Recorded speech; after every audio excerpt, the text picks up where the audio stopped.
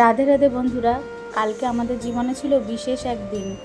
কালকে আমার মায়ের নতুন বাড়িতে গৃহপ্রবেশ ছিল। এসে দেখি দিদি কি সুন্দর করে সাজিয়ে রেখেছে সব। আস্তে আস্তে সবই হয়ে গেছিল। আজকের দিনে মা থাকলে তার খুশির ঠিকানাই থাকতো না। আর আমাদের বিশ্বাস মা আশেপাশেই কোথাও ছিল, আর এতটাই খুশি ছিল। এই দেখো আমাদের গোপালও আনা হয়েছে, নারায়ণশিলা, আর সাথে মাও রয়েছে। এইখানে আমার বাবা দুধ জাল দিয়ে নিচ্ছে, কারণ ঘরে ওঠার নিয়মটা করা হবে দুধ উতলে পড়লেই।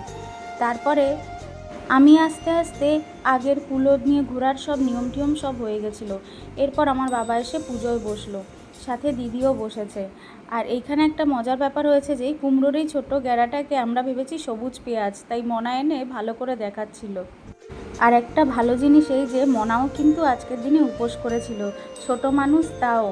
আর এখানে পঞ্চপ্রদীপের আশীর্বাদ সব নেওয়া হয়ে যাওয়ার পর দেখছি যজ্ঞের আগে ঠাকুরমশাই কী সুন্দর ফুল এঁকে নিচ্ছে, কত ভালো লাগছে। আর এখন ওরা সবাই বসেছিল অঞ্জলি দিতে। অঞ্জলি মনে হয় দেওয়া হয়ে গেছিলো এই টাইমে। প্রচণ্ড গরম ছিল, রোদের তাপও তেমন ছিল, তার মধ্যে এখন যজ্ঞ শুরু হয়ে গেছে। অনেক দূর উঠেছিল আগুনটা, আর তাপে আর গরমে আর থাকতে পারা যাচ্ছিল না। যাই হোক, এখন এই মাছ ছাড়ার টাইম এসছে। দেখো মাছগুলো কিভাবে লাফাচ্ছিল। একদম ছোটোখাটোভাবে গৃহপ্রবেশের ব্যবস্থা করা হয়েছিল। ইচ্ছে রয়েছে যেদিন সব জিনিস নিয়ে এই বাড়িতে থাকতে আসা হবে, তখন গুরুদেবের অনুষ্ঠান দেওয়া হবে বড় করে। দেখা যাক মার আশীর্বাদে আর ভগবানের আশীর্বাদে কতদূর কী সম্ভব হয়। এরপর এখানে পুজো সম্পন্ন হওয়ার পর যজ্ঞের টিপ টিপ চরণামৃত সব নিয়ে চলে গেছিলাম পুরনো বাড়ি।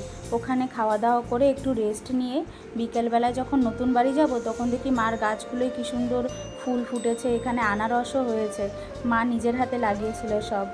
আস্তে আস্তে দেখি সন্ধ্যা হয়ে গেছে। এখানে আমার পিসির 2 মেয়ে, তাদের ছেলে মেয়ে সবাই চলে এসেছিলো। আমরা নিজেরাই ছিলাম, আর আশেপাশের মানুষকে প্রসাদ বিতরণ করছিলাম। তোমরা অবশ্যই জানাবে যে আমার এই ভিডিওটা কেমন লাগলো। ভালো লাগলে লাইক কমেন্ট শেয়ার করো, আর ফলো করে দিয়ে পাশে থেকো। এইটা